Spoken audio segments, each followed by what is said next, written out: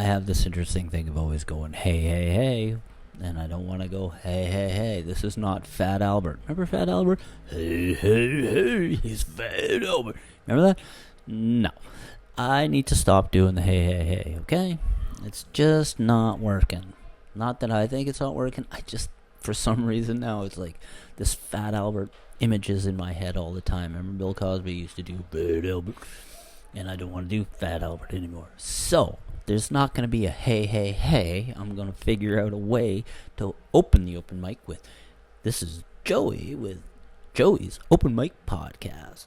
That's right, coming to you live from Vic, BC for 2026.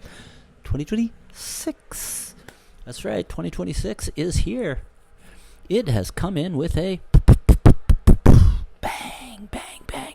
It's come in with a bang. And when it comes in with a bang, things are happening. So, let's do a recap on 2025. Let's say we did, and then we didn't. We all know what 2025 was about, and shit's still going on. So, let's not go there. Let's go to 2026, and let's see. There's going to be some new stuff coming out in 2026. AI will probably be here and taking over more jobs, which is what it does. And we will still be doing the same goddamn thing, trying to keep that thing under control. The robots are coming. The robots are coming. They are coming. They're taking over everything. And, Jesus. What the hell are we going to do about them? We don't even have laser guns.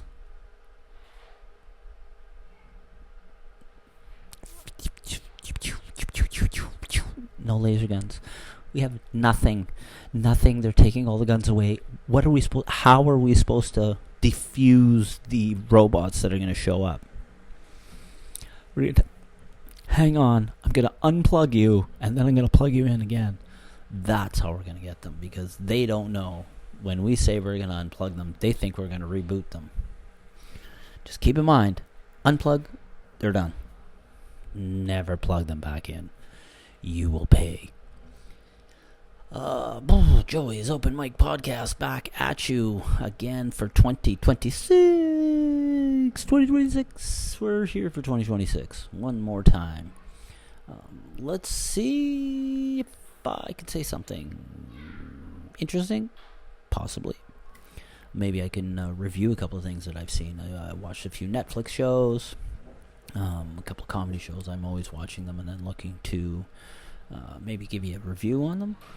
So I could do some of that, or I could just sit here and shoot the shit and try to keep you interested. So I don't know. Will I keep you interested? Maybe. Possibly. There are possibilities because, men, we only see possibilities. There's possibilities and potential. That's all we see. Give you a little bit of information and a little bit of updates on what's going on around the world, in my world anyway. Around the world, not in control of. I like to say that, but not. I'm a reno guy. So I always got a tip. For somebody. I'm not sure what tips you want, but hey, if you want me to give you any kind of tips, I'm more than happy to talk about renovations with you. Everything from taping, mudding, drywall, to finishing carpentry, to concrete work, you name it. How to set a tile, how not to set a tile. Everything. How to design, how not to design. So I've been doing that for quite some time, and that's kind of my strength.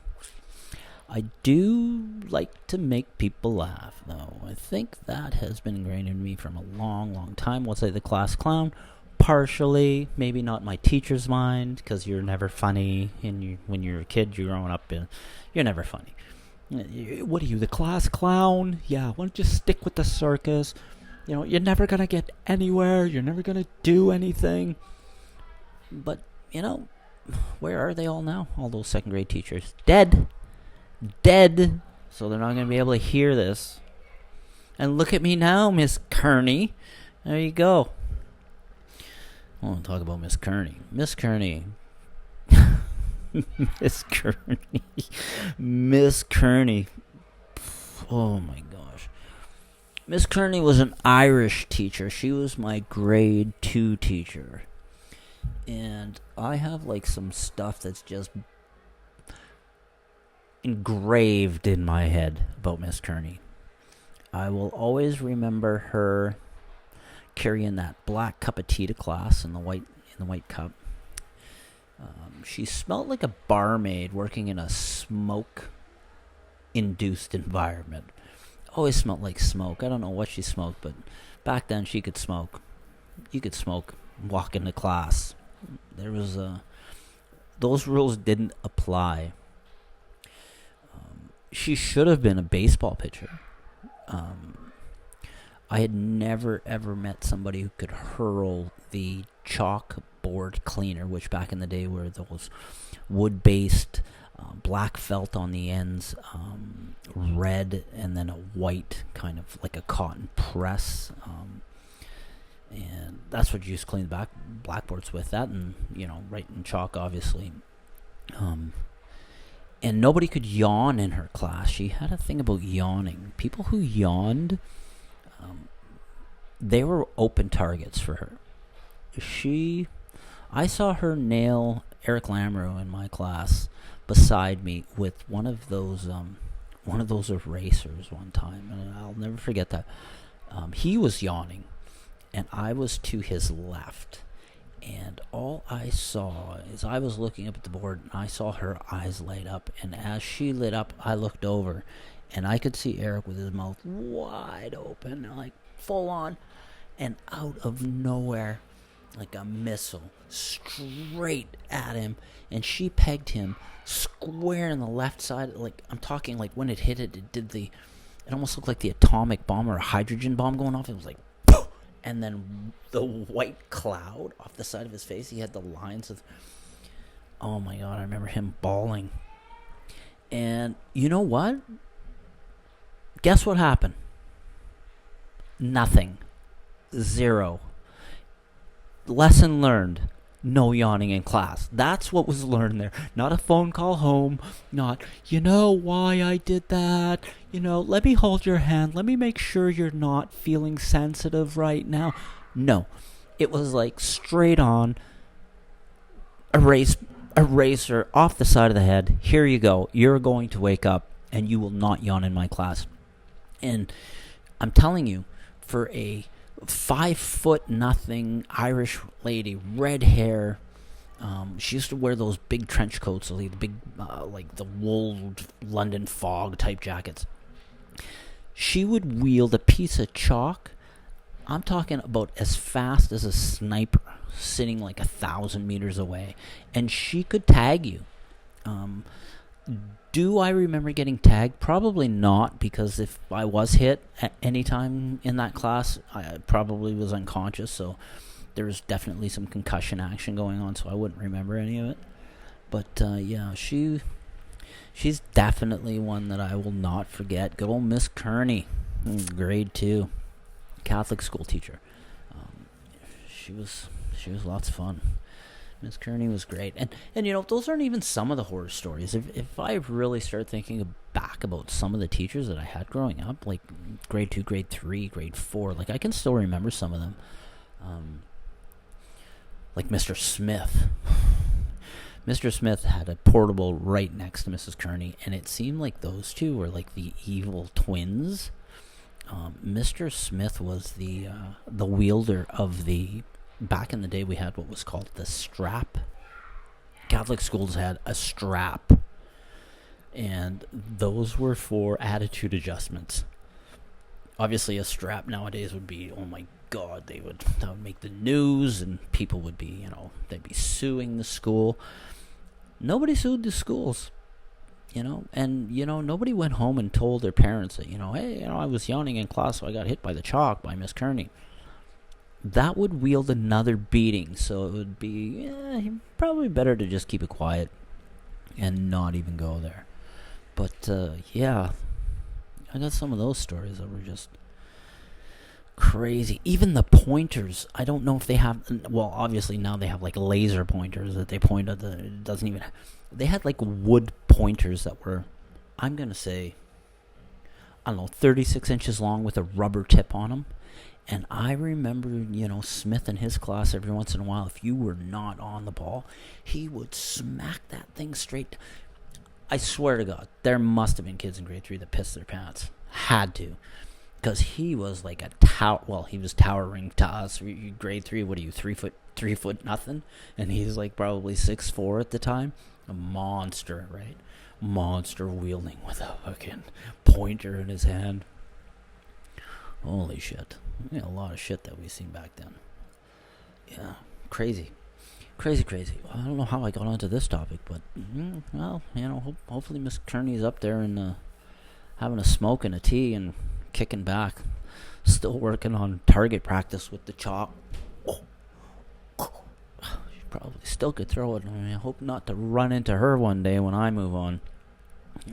I could just see her waiting at the gates for me. She'd probably be chucking those from about 50 yards away to see if she could hit me and be dodging those things on the way in. Hey, Miss Kearney, take it easy. I'll get you, lad. I'll get you. Yeah, she was fun. Good fun. I don't know how I got on this, but I guess that's what we'll talk about. I talked about Miss Kearney and growing up in school.